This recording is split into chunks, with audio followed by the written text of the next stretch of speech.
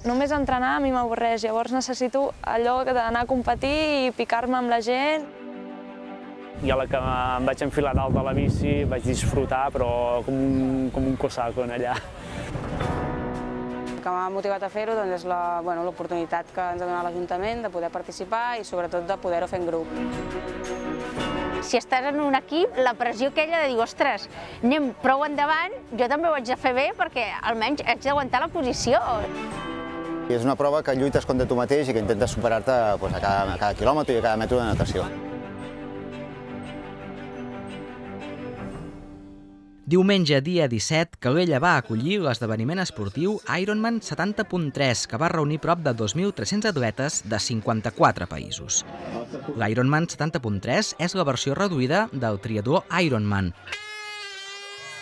La prova consta de 3 parts, 1,9 quilòmetres de natació, 90 quilòmetres en bicicleta i, finalment, 21 quilòmetres de cursa a peu. Els guanyadors d'aquesta edició van ser l'alemany Jan Frodeno i la danesa Camilla Pedersen.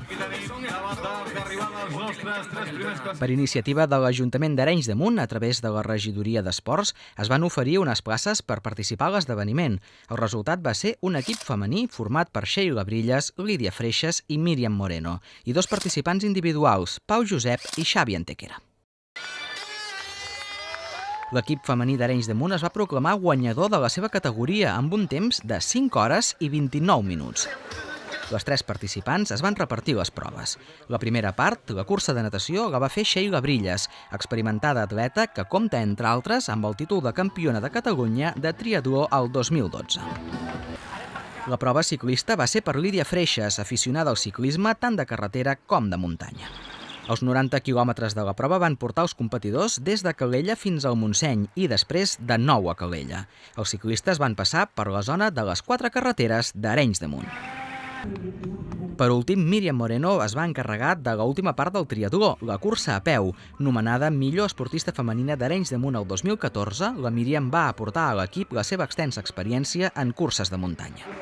Havia sentit que la Lídia anava amb bici o que la Míriam feia curses de muntanya, però en cap moment m'havia imaginat les 3 fent una prova per relleus en un Ironman. No sabíem realment quins temps faríem. Cadascú deia, doncs mira, a mi la Lídia em va dir, doncs mira, compta unes 3 hores i mitja, potser 3 hores, depèn de com vagi. Més o menys calculaves, doncs jo en aquell temps estic allà preparada per si arriba abans, però tampoc ho teníem gaire clar.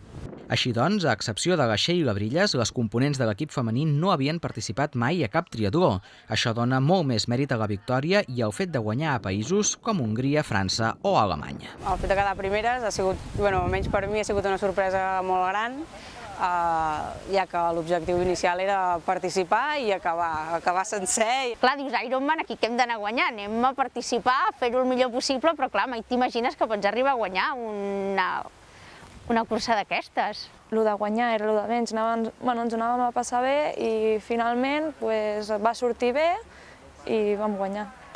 L'esportista Xavi Antequera és fundador i president de l'equip Triatló Maresme Triatló Club i va representar Arenys de Munt de manera individual. Fa 5 anys que fa triatló i ha participat en el 70.3 diverses vegades.